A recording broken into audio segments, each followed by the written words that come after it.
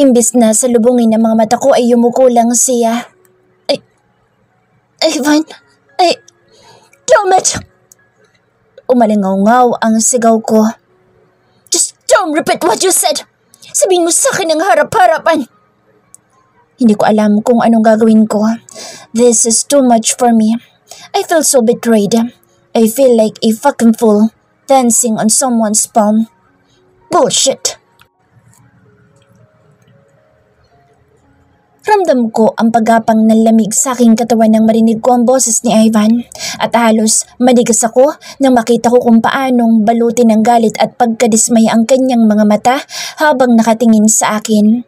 Hindi ko alam kung saan parte ng pag-uusap namin ni Lolo Henry ang narinig niya pero hindi nun mababago na dismayado at galit siya sa akin.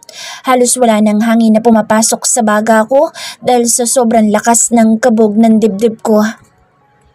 Just tell me what you said a while ago. Malalim niyang sambit habang kay talim ng tingin sa akin. Don't make me say it again, Kendra. Just don't. Anya bago siya huminga ng malalim. Marahil ay upang kontrolin ang emosyon niya. Evan. Tanging pagsambit lang ng pangalan niya ang nagagawa ko dahil pinapangunahan ako ng bigat na nararamdaman ko. Please, let me explain. You don't have to explain anything, Kendra. Just repeat what you said earlier. Malamig niya sabi bago ko pa man matapos ang sasabihin ko. Napakawak na lang ako sa dibdib ko habang pilit na pinipigilan ang pamumuo ng mga luha sa magkabilang sulok ng mga mata ko. Ew, calm down. Pagsabat ni Lolo Henry, mabilis na napatingin sa Ivan sa kanya kahit talim na mga titig nito bago ito marahang umiling. Calm down. Hindi makapaniwalang tugon niya at natawa na lang at naiiling. How the hell do you expect me to calm down, Lo?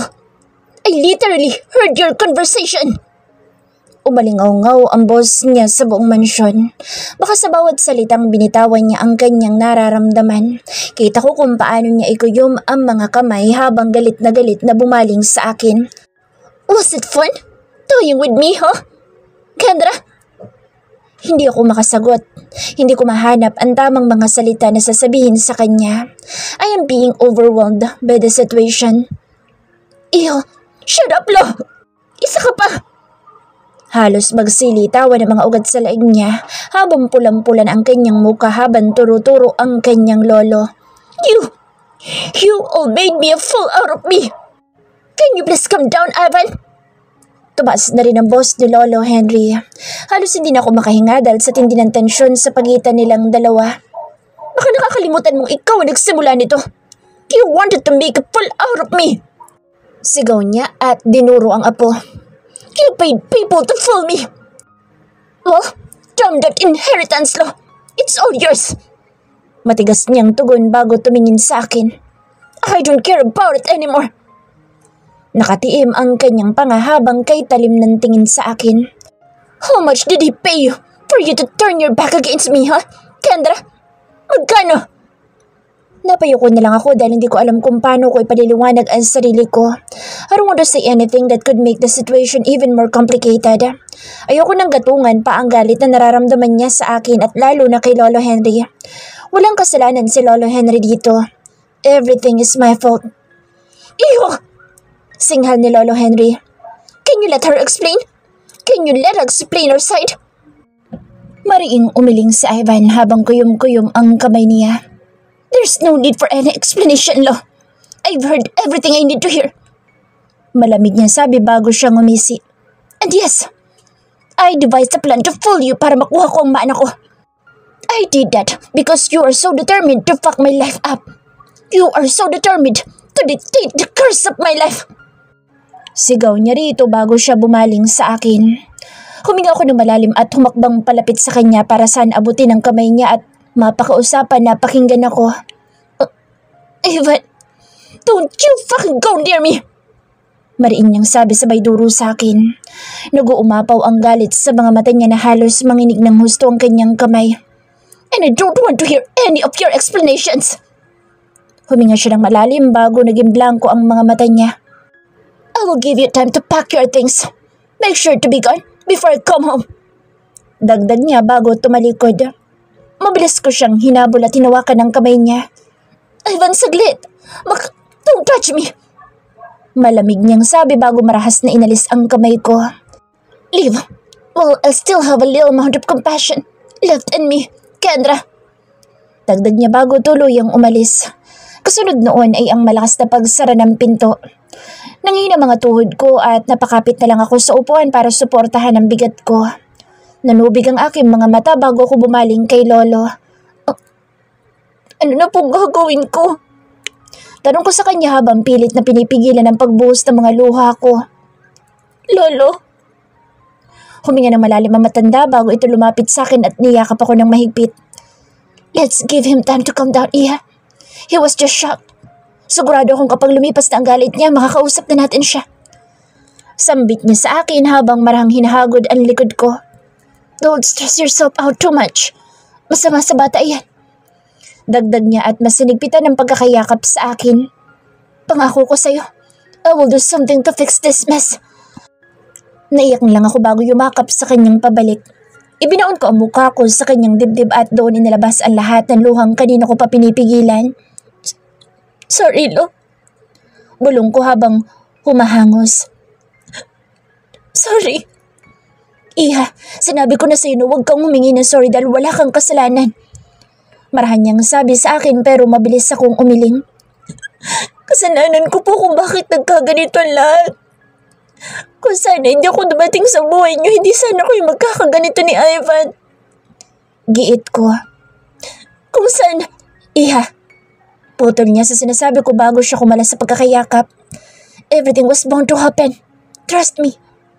Anya bago hinaplos sa magkabilang pisngi ko at pinahid ang mga luha ko gamit ang hinlalaki niya. Kaya kumalma ka muna at huminga ng malalim. Let the raging emotions subside. Dagdag niya sa akin at matamis akong nginitian. For now, I want you to go upstairs and rest. Pero pinapaalis na po ako ni Ivan. Tutol ko sa sinabi niya. Baka mas magalit siya sa akin kapag nakita niya pa ako. Pag uwi niya, he won't. Paninigurado niya sa akin. Let time do its part, okay? Kakausapin natin siyang muli mamaya kapag kalmado na ang lahat, okay? Marahan akong tumango at sinunod ang sinabi niya. Sinamahan niya ako hanggang sa makarating kami sa kwarto ni Ivan. Nang makalabas siya, inapaupo na lang ako sa kama at muling napaiyak. Ito ang kinatatakutan kong mangyari. Ilang beses ko nang naisip ang posibilidad na ito kahit noong hindi ko pa man napagtanto ang nararamdaman ko sa kanya. At ngayong alam ko na sa sarili ko na mahal ko siya, doble ang sakit na nararamdaman ko. Doble ang panghihinayang, doble ang galit na nararamdaman ko sa sarili ko dahil wala akong nagawa para pigilang humantong sa ganito ang lahat. Binuksan ko ang cellphone ko at sinubukan siyang tawagan pero isang ring pa lang ay pinatay na niya ang tawag. Nang tawagan ko siyang muli nakapatay na ang cellphone niya. Napabugan na lang ako ng hangin para ilabas ang bigat mula sa loob ng dibdib ko bago ko siya pinadalhan ng text message. Let's talk please. Let me explain. Yun lang sinabi ko dahil gusto kong sa personal ko sabihin ang lahat. Gusto kong maramdaman at makita niya ako habang ipinapaliwanag ko sa kanya ang dahilan kung bakit ko tinanggap ang alok sa akin ng lolo niya. Nang wala akong makuhang reply sa kanya matapos ang ilang minuto ay nagdesisyon akong humiga na muna at ipikit ang mga mata ko.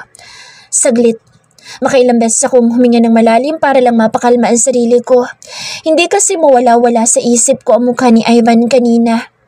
Nakagat ko ang labi ko bago inabot ang unan at tahimik na umiyak. Hindi lang kasi galit at pagkadismay ang nakita ko kanina, kundi pati na rin sakit. Kitang-kita ko sa mga mata niya kanina ang sakit at hindi ko mapigilang magalit sa sarili ko. Alam kong hindi naging maganda ang nakaraan niya. He's been hurt for years, longing for a love that he wasn't sure to come back. He was wounded by a promise he chose to keep even amidst doubt and uncertainty. Ipinangako ko sa sarili ko na mamahalin ko siya ng wagas para maghilom ang mga sugat ng nakaraan niya. Pero ano tong ginawa ko? Mas sinaktan ko siya. Binuksan kong muli ang mga sugat na sana'y naghihilom na. Sa labis-labis na emosyong nararamdaman ko, hindi ko na malaya na nakatulog na pala ako. Nagising na lang ako nang marinig kong pagbukas ng pinto. Agad ako napabangon at nakita ang pagpasok niya. Evan, Bumaba ako sa kama at lumapit sa kanya pero sinalubong lang ako ng blankong mga mata niya. Bakit ka pa nandito? Malamig niyang tanong. I made myself clear earlier. Huminga ako ng malalim at sinalubong ang mga mata niya. Can we at least talk before I leave? Nangunot ang noon niya kasunod ng pagnising niya. Talk? For what? Humakbang siya palapit sa akin. Para lokohin mo ulit ako? You can no longer fool me, Kendra. Hindi na ako maniniwala sa kahit na ano pa sabihin mo. Evan. Inabot ko ang kamay niya pero mabilis niya iyong inalis. Don't touch me! Sigaw niya sa akin. Sobrang talim ng mga titig na ipinukol niya sa akin. Leave, Kendra! Leave! Well, I can still hold myself. Umiling ako at muling inabot ang kamay niya. Maigpit ko yung kinapitan kahit pilit niya iyong binabawi. No! Hindi ako aalis hanggat hindi mo ako kinakausap. Pagmamatigas ko. Please! Sabing huwag mo akong hawakan. Marahas niya akong hinawi kaya napaupo ako sa sahig. Ayaw mo umalis? Then I guess I don't have a choice but to drag you out of my house. Matigas niya sabi bago siya pumunta sa cabinet at kinuha mga damit ko. Ivan, please. Pagkapang ako lumapit sa kanya at niyakap ang isang binti niya. Please hear me out. Pagmamakaawa ko kasunod ng pagbuhos ng mga luha ko. You had all the chances to tell me the truth, Kendra. You had all the chances. Matigas niyang sabi bago inalis ang mga braso kong nakapulupot sa paa niya. But you chose to lie to me. Ngayon, hindi ko na tuloy alam kung pati ba sinasabi mo pagmamahal mo sa akin paniniwalaan ko pa. Dagdag niya bago siya naglakad palabas sa kwarto habang bit-bit ang mga damit ko. Napatingin na lang ako sa likod niya habang walang tigil na umaagos ang luha ko sa magkabilang pisngi ko. Nanginginig ang mga kamay at tuhod ko dahil sa labis na panghihina at sakit na nararamdaman ko pero pinilit kong tumayo para sundan siya. Para magmakaawa na sana'y dinggin niya ako kahit isang beses lang. What are you doing? Umalingaw ang boss ni Lolo Henry kaya nagmadali akong bumaba sa hagdan at nakita ko siyang kaharap si Ivan. Where are you taking that?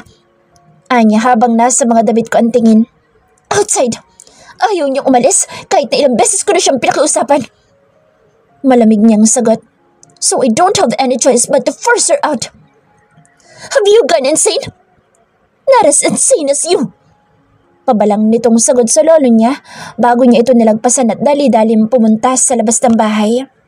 Agad naman ako sumunod sa kanya pero saglit muna akong tumigil nang madaanan ko si Lolo Henry. Ayos lang po ba kayo, Lo? Tanong ko sa kanya. Ako dapat na magtanong sa iyo niyan, Iha. Ngumiti lang ako sa kanya bago hinawakan ang kamay niya at marahan itong pinisil. Ayos lang po ako, Lo. Sambit ko bago nagpaalam sa kanya na susundan ko na muna si Ivan. Pagkalabas ko ng mansyon ay nakasalubong ko si Ivan. Hindi na niya hawak ang mga damit ko kaya tingin ko ay naitapon na niya ang mga iyon. Just hear me out kahit saglit lang. Pagmamakaawa ko sa kanya bago ko hinuli ang dalawang kamay niya. Please. Tumitig siya sa akin at doon ko napansin na namumula na pala ang palibot ng mga mata niya. Ano pa ba sasabihin mo sa akin, Kendra?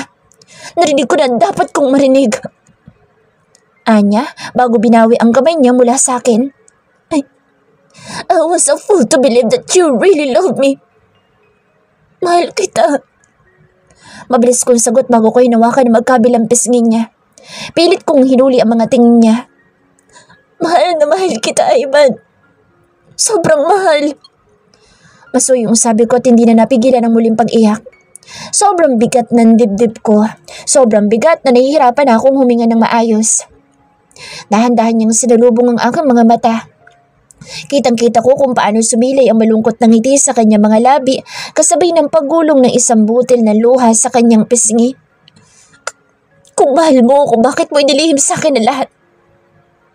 Dahil ayokong mangyari ang nangyayari ngayon.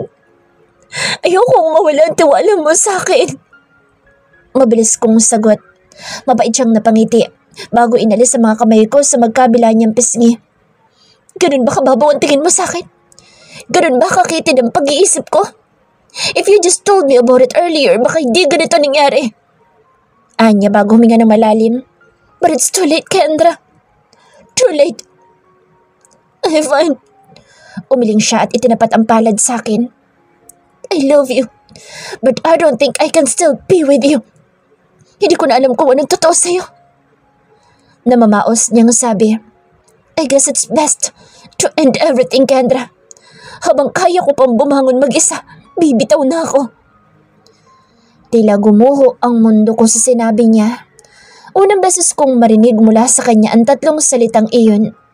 Kitagal ko yung hinintay na mamutawi sa bibig niya pero hindi ko kailanman hiniling na maririnig ko ang mga iyon sa ganitong pagkakataon, sa ganitong paraan. Ayoko nang mabuon muli sa pangungulila, Kendra. Mabulong niyang sabi bago ko nakita ang pagtulo ng mga luha sa pisngi niya. So, while I can still move on without anyone's help, leave me. Let's end everything here and now. Dagdag niya bago niya ako tuluyang nilagpasan. Napaupo na lang ako sa sahig habang hawak-hawak ang dibdib kong kanina pa naninikip. Parang dinurog ng paulit-ulit ang puso ko, seeing how cold and emotionless his eyes were while looking at me breaks my heart into pieces. Sobrang sakit. Gusto ko sumigaw ng pagkalakas-lakas para mailabas ang bigat na nararamdaman ko. Pero ang tanging nagawa ko na lang ay ang umiyak ng umiyak habang niyayakap ang sarili ko, habang umiihip ang malamig na hangin na dala ng paghahari ng gabi. Maya-maya pa'y lumapit sa akin si Lolo Henry at niyakap ako ng mahigpit. I'm sorry, Iya. I'm sorry. Bulong niya sa akin. I will fix this. Hindi ko kaya ang humantong lang sa ganito ang lahat. I will make sure that the two of you will have the chance to talk and clear things out. Pangako ko yan. Tumango lang ako bago yumakap sa kanyang pabalik at malakas na humaguluhol. Sana nga maayos pa ang lahat dahil hindi ko alam kung paano magsisimulang muli. Hindi ko alam kung kaya ko ba nawala si Ivan sa tabi ko. Ngayong nasanay na ako na siya nakikita ko bago ako matulog at pagkagising ko sa umaga. Hindi ko alam kung kaya ko bang harapin ang sakit at pangungulila na dala ng bawat bukas na hindi siya kasama. I called Logan to pick you up. Sambit sa akin ni Lolo Henry habang tinutulungan niya akong pulutin ang mga damit ko. That's the least I can do to help you, Iya. I am very sorry. Dagdag niya bago malungkot na ngumiti sa akin. I also reserve you a room at my amigo's hotel. Logan will drive you there. You can stay there as long as you want. Until things get sorted out. Marahan akong tumango sa kanya bago humingos, sabay punas sa magkabilang pisngi ko. Thank you, Lo. Halos pabulong kong sagot dahil wala na akong lakas para magsalita pa. Pagod na ang katawan at ang puso ko dahil sa sakit at pagsisising nararamdaman ko. I'll try to talk to Ivan about this. Anya pero mabilis akong umiling. I'm sorry po pero kung pwede po sana ihayaan yung akong gubuan ng paraan para maayos kong gulong to. Pakausap ko sa kanya. Kahit sa pagkakataong ito man lang ay magawa ko magdesisyon ng walang kahit anong impluwensya ng ibang tao. Matapos kong sabihin yun, ay agad ako yumuko dahil ayoko makita ang reaksyon niya. If that's what you want, then I'll give it to you. Basta kung may kailangan ka sa akin, sasabihin mo lang, okay? Tugon niya, kaya napatingin ako sa kanya at ngumiti. You've done more than enough, Lolo Henry. Sobrang nagpapasalamat po ako sa mga nagawa mo para sa akin. Sambit ko sa kanya bago ko inabot ang kamay niya at marahang pinisil. Thank you. I don't like your tone. Anya't umiling. I don't like how it sounds. Parang namamaalam ka naman sa akin. Anya bago hinila ang maleta ko na siya mismo ang kumuha sa kwarto ni Ivan. Why don't we put your clothes here? At na makapaganda ka na bago pa man dumating sa Logan. Tumango lang ako at ngumiti sa kanya bago isinilid ang mga damit ko sa maleta at matapos lang ilang minuto ay dumating na rin si Logan. Tumango lang ako at ngumiti sa kanya bago isinilid ang mga damit ko sa maleta. At matapos lang ilang minuto ay dumating na rin si Logan at tinulungan akong isakay ang maleta sa compartment ng kotse. Pagkatapos ay pinagbuksan niya ako ng pinto nang walang kahit na anong sinasabi. Tahimik lang siya. Hindi ko alam kung may ideya na ba siya sa nangyari pero malakas ang kutob ko na meron na dahil hindi na siya nagtanong pa kung bakit may dala akong maleta. Call me when you get there, okay? Bilin sa akin ni Lolo at matamis akong nginitian. I'll come and visit you tomorrow. Ngumiti lang ako sa kanya at tumango. Yes po. I'll text you as soon as I get there. Paninigurado ko sa kanya. Pagkatapos ay pinaandar na ni Logan ang sasakyan. At habang nasa biyahe kami, pansin ko ang paminsan-minsan niyang pagtingin sa akin pero hindi ko na lang iyon pinagtuunan pa ng pansin. Tumingin lang ako sa labas ng bintana at nilibang ang sarili sa mga nadadaanan namin. Matapos ang halos kalahating oras na biyahe ay nakarating na kami sa tapat ng isang napakataas at napakalaking gusali. "We're here," sambit ni Logan bago siya lumabas ng kotse para pagbuksan ako ng pinto at kunin ang gamit ko sa compartment ng sasakyan. Pagkalabas ko ay may lumapit sa aming lalaki kung saan ibinigay ni Logan ang susi dito at ito na ang nagdala ng sasakyan papunta sa kung saan. Ilang sandali din ay may dumating ng isang lalaki na may dalang lalagyan ng mga bagahe. Kinuha niya sa amin ang bagahe ko at tinanong kung saang room ako.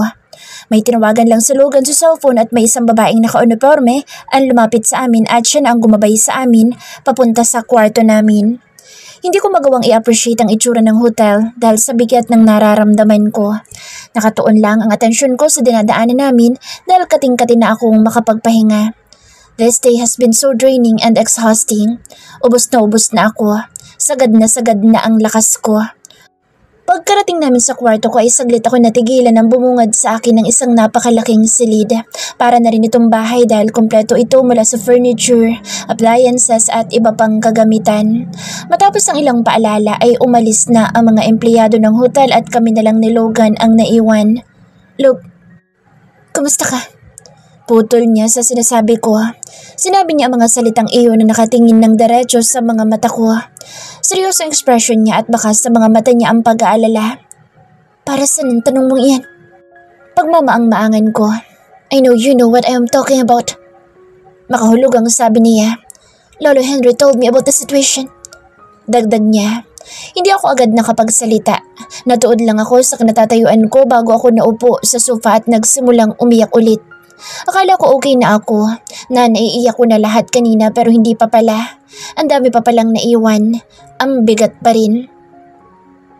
"I don't know what to feel, Logan." Halos pabulong kong sabi. "Hindi ko talaga alam." "Do you want a hug?" Anya bago tumabi sa akin. "I swear this isn't me taking advantage of you. Hindi ko na siya pinatapos magsalita at niyakap ko na siya ng mahigpit at doon ko iniiyak ang lahat. Niyakap niya rin akong pabalik at marahang hinagod ang likod ko. It took me a couple of minutes before I stopped crying. Ramdam ko na ang paniningkit ng mga mata ko, kakaiyak. "Sorry, nabasa pa tuloy ang damit mo." Nakanguso kong sabi habang humahangos. Tila ipit na ang boses ko dahil sa sipon. "It's fine. As long as it made you feel better." Sagot niya sa akin at matamis akong nginitian. "You know, I'd do anything to make you happy." Hirit niya. "Logan." Ngumisi siya at umiling. "I know, wala akong plano na mag-take advantage sa sitwasyon. At isa pa alam ko nang wala akong pag-asa sa'yo. I can't make you love me the way you want you to." Tumango lang ako at hindi nagsalita pa. Maya-maya pa'y nag-usap kami tungkol sa kung paano nalaman ni Lolo ang plano ni Ivan at kung paano nalaman ni Ivan ang plano ni Lolo. It was hard to tell him everything lalo na't may mga parteng hindi ko na masabi sa kanya gaya ng pagbubuntis ko. "So, everything's really a mess now, huh?" Komento niya pagkatapos ko masabi sa kanya anong nangyari. Tanging pagtango lang ang naisagot ko sa kanya dahil wala na rin naman na akong iba pang sasabihin. Maya-maya pinagpaalam na siyang aalis na siya dahil may gagawin pa siyang importante. Hindi ko na rin siya pinigilan dahil gusto ko na rin mapag-isa muna. "Just call me when you need something, okay?" Anya bago siya tuluyan lumabas ng kwarto. Tipid ako napangiti habang pinagmamasdan ng direksyon na dinaanan ni Logan.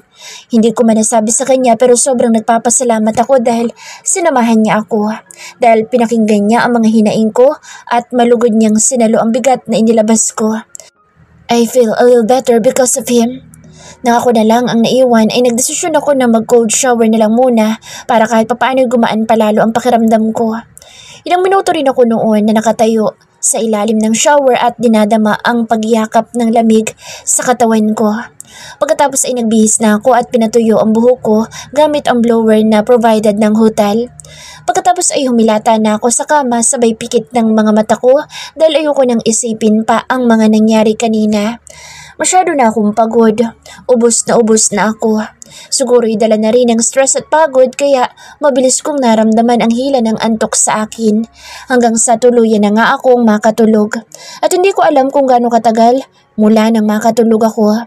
Pero nagising ako sa kalagitnaan ng gabi dahil sa paulit-ulit na pagtunog ng cellphone ko. Naniningkit ang mga mata ko na tiningnan ko sino ang tumatawag at nakita ko ang pangalan ni Logan sa screen. Hello? Mahinang bungad ko. Bakas na bakas pa sa boss ko na kagagaling ko lang sa pagtulog. Good. Finally you picked up. Salubong niya sa akin. I've been trying to call you 4 minutes already. Kumunot ang noo ko nang marinig ang sinabi niya. Bakit? Tanong ko. Hindi ko mapigilang mapaisip kung ano ang rason niya at tinawagan niya ako ng 10 oras ng gabi. Si Lolo Henry Kendra, isinugod siya sa ospital. Tila binuhusan ako ng malamig na tubig sa narinig ko. Agad na nawala ang antok ko at dali-dali akong bumangon. Send me the address, Logan. Send it to me now. Tarantang sabi ko bago tumalon sa kama at dali-daling kumuha ng damit na maisusuot. Sa sobrang taranta ko ay halos hindi ko na maisuot ng maayos sa mga damit ko. Pero wala na akong pakialam pa roon. Gusto kong makarating sa ospital sa lalong madaling panahon. Pagkatapos ko magbihis ay dali-dali na akong lumabas sa kwarto ko. Patakbo kong binagtas ang hallway para lang mabilis na makarating sa elevator. Sobrang lakas ng kabog ng dibdib ko. Hindi ko mapigilang mag-alala sa kalagayan ni Lolo Henry lalo na't matapos niyang sabihin sa akin ang estado ng kalusugan niya. Wala na akong pakaalam kung magalit man si Ivan sa akin sa oras na makita niya ako. Ang mahalaga sa akin ay ang makita ko si Lolo Henry at makasiguradong okay lang siya. Pagkarating ko sa ground floor ay agad ako naghanap ng masasakyan taxi. Mabuti na lang at maraming nakaparada kaya mabilis lang din ako nakasakay. Sinabi ko na sa driver ang address at muli kong tinawagan si Logan. Papunta na ako. Bungad kong sabi sa kanya nang sagutin niya ang tawag. How is he? Wala pa rin kami balita but we're waiting for the doctor's words. Sagot niya sa akin. Nakagat ko na lang ang labi ko dahil pakiramdam ko'y kasalanan ko kung bakit nangyari yun kay Lolo. Siguro'y dinamdam niya ng husto ang naging sagutan nila ni Ivan kanina. Kuya, pakabalasan naman po. Pakiusap ko sa kanya habang halos hindi na ako makaupo ng maayos. Kung pwede lang na humiling na liparin na lang namin ang daan papunta sa ospital ay ginawa ko na. Kuya, please, emergency lang. Ma'am, may speed limit po kami. Tugon ng driver sa akin pero hindi ko siya pinakinggan. Patuloy lang ako sa pangungulit sa kanya kaya hindi siya gaanong nakapag-focus sa daan. Dahilan para kamuntik na kaming bumangga sa isang sasakyan.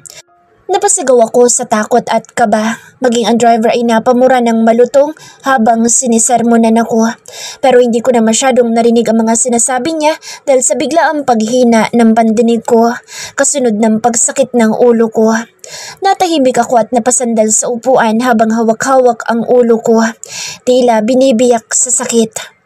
Napapanguwi na ako sa tindi ng sakit na nararamdaman ko. Kasunod noon ay ang paglitaw ng mga imaheng hindi pamilyar sa akin. Napahiga na ako sa upuan dahil palala ng palala ang sakit ng ulo ko. Kasabay ng paglinaw ng mga imahe sa isipan ko.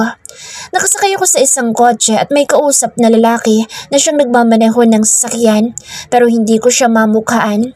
At ang sunod na nakita ko ay ang pagsalubong namin sa isang truck. Pagkatapos noon ay nagdilim na ang buong paligid. Ma'am, okay lang po ba kayo? Nag-aalalang tanong sa akin ng driver pero hindi ako makasagot sa kanya. Napaluhan na ako sa sobrang sakit ng ulo ko. Nahihirapan na rin akong huminga dahil sa bilis ng kabog ng dibdib ko.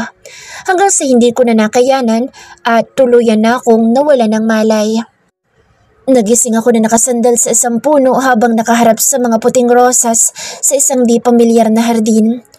Pagkagalaw ko ay napansin kong maliit at maiksi ang kamay at bias ko. Pati mukha ko ay maliit din. Paglingon ko naman sa gilid ko ay minakita kong isang batang lalaki na nakapikit habang nakasandal din sa puno. I'll melt if you keep on staring at me like that, Kay. Pabulong na sabi nito bago nagmulat ng mata at bumungad sa akin ang kulay asul niyang mga mata na tila sinasalamin ang kumikinang na dagat sa ilalim ng matingkad na sikat ng araw. Kay? Hindi ko mapigilang mapaisip kung bakit tinawag niya akong gay. Pero mas lalo ko napaisip kung bakit kilala ko ang bata. Ang cute mo kasing matulog. Tugon ko sa kanya sabay ngisi. At doon ko napansin na maliit at matinis ang boses ko.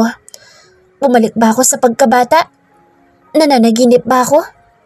Shut up. Kita kong pamumula ng kanyang tenga bago siya nag-iwas ng tingin. Napangiti na lang ako bago ko siya hinilang palapit sa akin at niyakap ng mahigpit. Ang cute na magiging asawa ko? You're cuter.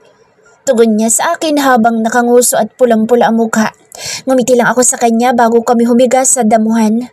Maya-maya pa ay napapikit na ako dahil naramdaman ko na ang paghila ng antok sa akin. Kendra. Napakunot ang noo ko nang marinig kong may tumatawag sa akin. Kendra. Hindi ko na matiis at nagmulat ako ng mga mata at ang unang bumungad sa akin ay ang nag-aalalang mukha ni Logan. Marahan niyang tinatapik-tapik ang braso ko. Logan? Nakahinga siya ng maluwag na makita akong nakatingin sa kanya. Thank God. Bulalas niya at niyakap na lang ako pero mabilis siyang kumalas sabay tingin sa mukha ko. How are you? May masakit ba sa'yo? Napakunot ang noo ko bago ko napatingin sa paligid. Puti ang kabuoang kulay ng kwarto at amoy ko ang medisina sa hangin. Nasaan ako? Hospital? Maikling sagot niya. You passed out while you're on your way here. Dagdag niya bago hinawakan ang kamay ko. Please, don't stress yourself too much, Kendra. The doctor told me that you fainted because of stress and fatigue. Pagtatapat niya sa akin at doon ko naalala ang mga nangyari bago ako nawala ng malay.